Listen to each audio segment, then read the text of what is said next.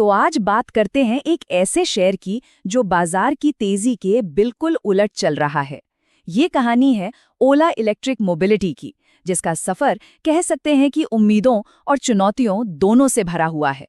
सवाल बहुत सीधा सा है, जब पूरा बाजार रॉकेट की तरह ऊपर जा रहा है तो फिर ओला का शेयर अपने रिकॉर्ड लो पर क्यों पहुंच गया?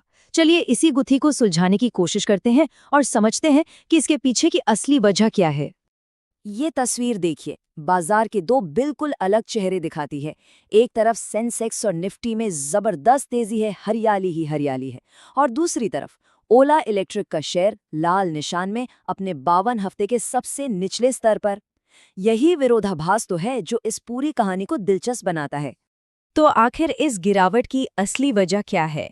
क्या ये बस एक छोटा-मोटा झटका है या फिर कोई बड़ी समस्या का संकेत?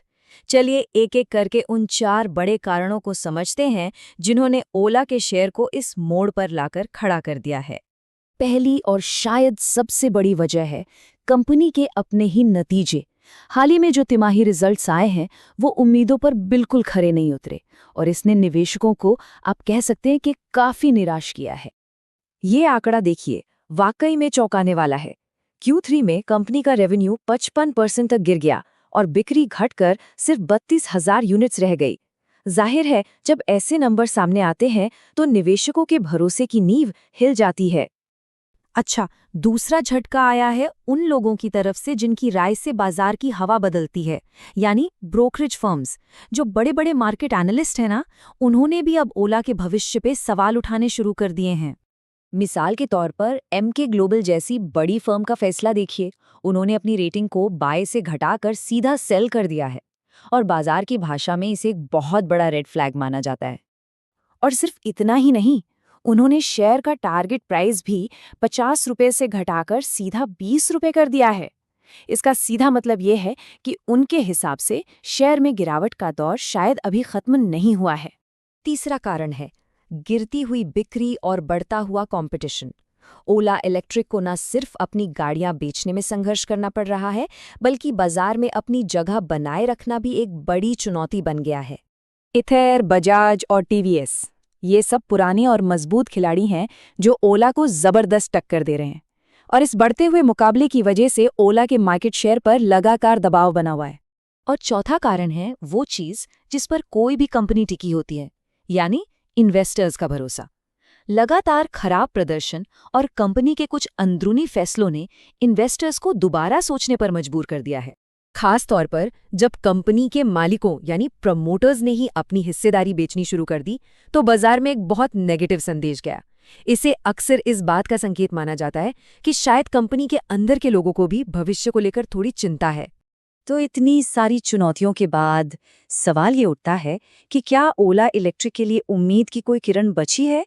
क्या कंपनी इस मुश्किल दौर से बाहर निकल पाएगी? चलिए देखते हैं कि वापसी के लिए उनका प्लान क्या है। तो कंपनी ने वापसी के लिए एक 2 पार्ट प्लान बनाया है। पहला, अपने घाटे को कम करना, और दूसरा, अपने ऑपरेशनल खर्चों में 50% तक की भारी कटौती करना।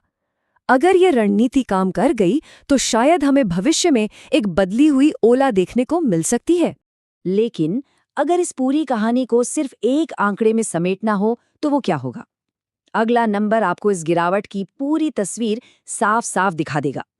-63%। जी हाँ, सिर्फ इसी साल में ओला इलेक्ट्रिक का शेयर 63% तक टूट चुका है।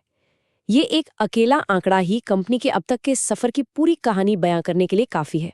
तो अब सबसे बड़ा सवाल यही है कि यहाँ से आगे क्या होगा? क्या ये गिरावट एक मौका है या फिर एक बड़ी चेतावनी? क्या ओला इलेक्ट्रिक वापसी कर पाएगी या निवेशकों के लिए जोखिम अभी भी बहुत ज्यादा है? ये तस्वीर देखिए, पूरी स्थिति को बिल्कुल साफ कर देती है। एक तरफ लागत में कटौती और बिक्री में सुधार की उम्मीद है, तो दूसरी तरफ कंपनी को जो भारी नुकसान हो रहा है और एनालिस्ट्स की नेगेटिव राय है, वो एक बड़ा खतरा बनी हुई है। इसलिए इस पूरी पड़ताल का सबसे बड़ा सबक यही है कि निवेश का कोई भी फैसला भावनाओं में आकर नहीं लेना चाहिए। कोई भी कदम उठाने से पहले किसी वित्तीय विशेषज्ञ से सलाह लेना हमेशा ही एक समझदारी भरा फैसला होता है।